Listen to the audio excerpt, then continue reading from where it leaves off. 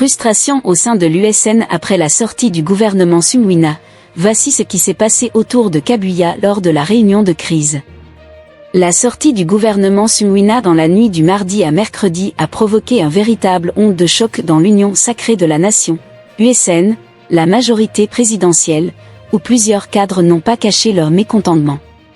Pour gérer les frustrations, Augustin Kabuya, membre du présidium de l'USN, a convoqué le vendredi dernier une réunion dite de concertation avec les leaders des regroupements politiques du camp présidentiel. À l'issue de celle-ci, le patron du parti présidentiel n'a pas dévoilé la teneur des discussions, se contentant d'exhorter l'opinion à ne pas suivre les réseaux sociaux et promettant de faire d'abord rapport au président de la République. 7sur7.cd a interrogé ce samedi plusieurs leaders ayant participé à ladite réunion pour savoir ce qui s'y était réellement dit. Frustration massive ? Plus de 70% des élus sont frustrés après la sortie du gouvernement Sumwina, a déclaré d'entrée de jeu ce samedi un quart de l'USN qui a souhaité rester anonyme. À la question de savoir d'où vient cette frustration massive, il a répondu que le gouvernement Sumwina n'a pas respecté le poids numérique des regroupements politiques. D'après lui, la clé de répartition de 10 députés pour un ministère et de 5 à 9 députés pour un vice-ministère n'a pas été totalement respectée. Il y a des regroupements qui ont plus de 10 députés qui n'ont obtenu aucun ministère. Comme celui dirigé par Théophile Kazadi, a-t-il révélé. Première ministre en électron libre ? Un chef d'un autre regroupement politique a reproché à la première ministre le fait de n'avoir pas tenu compte des listes déposées par les regroupements de l'Union sacrée. Pire, la première ministre n'a pas pris en compte les listes présentées par les regroupements politiques. Elle a nommé des gens qui ne figuraient sur aucune de listes présentées par les chefs de regroupement. Nous retrouvons des gens venus de nulle part. Pourquoi nous avoir demandé des listes si c'est pour que la première ministre ait puisé ailleurs, a-t-il fustigé. Des ministres venus de nulle part. Dans la foulée, il affirme que les règles fixées pour la formation du gouvernement n'ont pas été respectées. D'où, le mécontentement au sein de notre famille politique, explique-t-il, toujours sous couvert d'anonymat. Un autre quart de la majorité fait observer l'absence de la province du Maniema au gouvernement, pour exprimer sa frustration. Les chefs de regroupement de l'USN ont donc fait part à Augustin Kabuya de leurs reproches contre le gouvernement Sumwina, qui à son tour, va les répercuter auprès de Félix Tshisekedi. Quelle suite donner à leurs revendications ?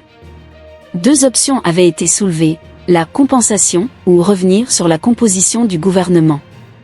Les 2 options ont été soumises au président de la République par l'entremise d'Augustin Kabuya. Mais d'ores et déjà, la 2e option semble irréaliste. Car après 6 mois d'intenses tractations, qui ont fini par lasser et exaspérer l'opinion, pour sortir le gouvernement, le pouvoir ne peut plus ouvrir un nouveau cycle de conciliabule pour remanier l'exécutif national. Reste donc la première.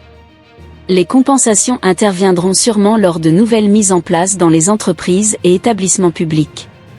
Test population via les élus dans 2 semaines. Pour savoir si le démineur Augustin Kabuya a su contenir les frustrations de la majorité présidentielle, rendez-vous lors du vote d'investiture du gouvernement à l'Assemblée nationale, prévu avant le 15 juin. En RDC, composer un gouvernement n'est pas une sinécure. C'est un exercice de plus difficile sous les tropiques car tout le monde veut y entrer. Le président de la République et le Premier ministre font souvent l'objet de multiples pressions de tous de bords. Pression politique. Pression occulte, maraboutage, pression familiale, pression des proches, pression des puissances d'argent, pression des partis politiques, pression des regroupements, pression des figures politiques de proue, etc.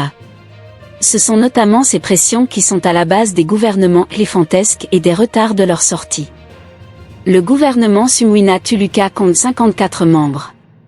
Plusieurs technocrates y ont fait leur entrée.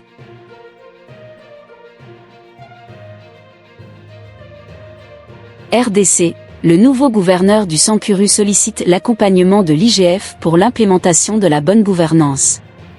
L'inspecteur général chef des services de l'IGF Jules Alingette qui a échangé vendredi 31 mai 2024 avec le nouveau gouverneur de la province du Sankuru Victor Kittange, vainqueur de l'élection du 29 avril dernier. Comme l'indique une dépêche de la cellule de communication de l'IGF parvenue ce jour à la rédaction de 7sur7.cd, ce dernier était venu recevoir les lumières du patron de cet organe de contrôle supérieur sur les notions de gestion des finances publiques et de bonne gouvernance dans son entité. Dans son mot à l'issue de cette rencontre, le nouveau gouverneur du Sankuru a salué le travail que fait l'IGF Jules Alingette qui, pour lui, est une référence en termes de sagesse lorsque l'on veut engranger de bons résultats dans la gestion des finances publiques. Il faut reconnaître que l'IGF c'est un service qui a démontré son sérieux depuis un certain temps, en tout cas depuis que le chef de service est à la tête de l'IGF, avec tous les résultats qu'on a pu obtenir par-ci par-là, en tout cas dans le domaine financier, dans le domaine de la gestion des finances publiques. C'est un homme suffisamment sage et qui a des mots justes en termes des conseils, que ce soit sur le plan politique, que sur le plan financier. Et ça a été une rencontre très importante pour moi, très enrichissante, a-t-il dit. Ayant partagé des conseils avec le gouverneur Victor Kittange pour favoriser la cohésion entre l'exécutif et l'Assemblée provinciale, Jules Alingette a promis l'accompagnement de l'IGF en vue du développement du Sankuru.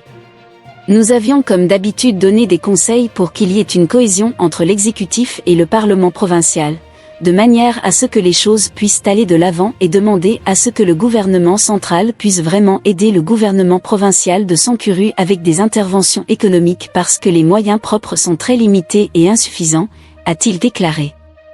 Dans la foulée, Jules Alingette a estimé que le gouvernement central devrait suffisamment intervenir pour permettre au Sankuru de disposer des moyens de poser des actions allant dans le cadre d'exécution de la vision du président Tshisekedi, qui voudrait voir non seulement la population de Kinshasa, mais d'autres provinces, dont le Sankuru bénéficier de sa vision, de ses actions en ce qui concerne l'amélioration du vécu quotidien en termes de dessert en eau potable, en électricité, en accessibilité des routes, de l'agriculture.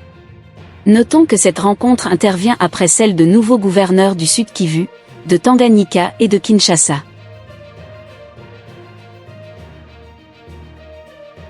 RDC, 3 ans après, Justine Nzinkakiak reprend la tête de l'ANR. La tête de l'Agence nationale de renseignement, ANR, selon une ordonnance présidentielle officialisée ce vendredi 31 mai 2024. Nommé entre-temps ambassadeur plénipotentiaire de la RDC au Congo-Brazzaville, Kakiak succède à Daniel Lusadizukiambi. Ce dernier avait remplacé Jean-Hervé Bellu, lui-même successeur du nouveau nommé qui remplaçait à l'époque Calef Muton. Justine Nzinkakiak sera secondée par Justine Mulimba Enesbua, avocat au barreau du Congo central. Nzinkakiak, qui a longtemps dirigé cette institution comme administrateur général ou adjoint, reprend ce poste dans un contexte marqué par un coup d'État raté par des hommes de Christian Malanga.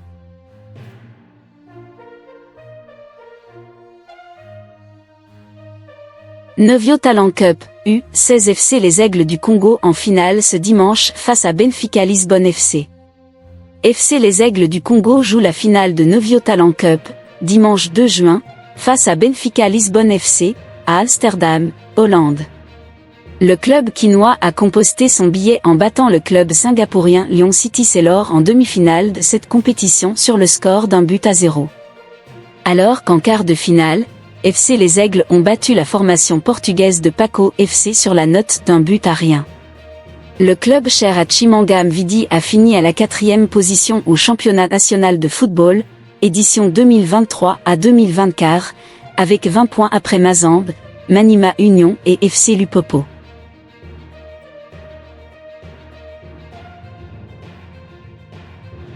Boxe, la Congolaise Brigitte Mabi qualifiée au JO de Paris 2024.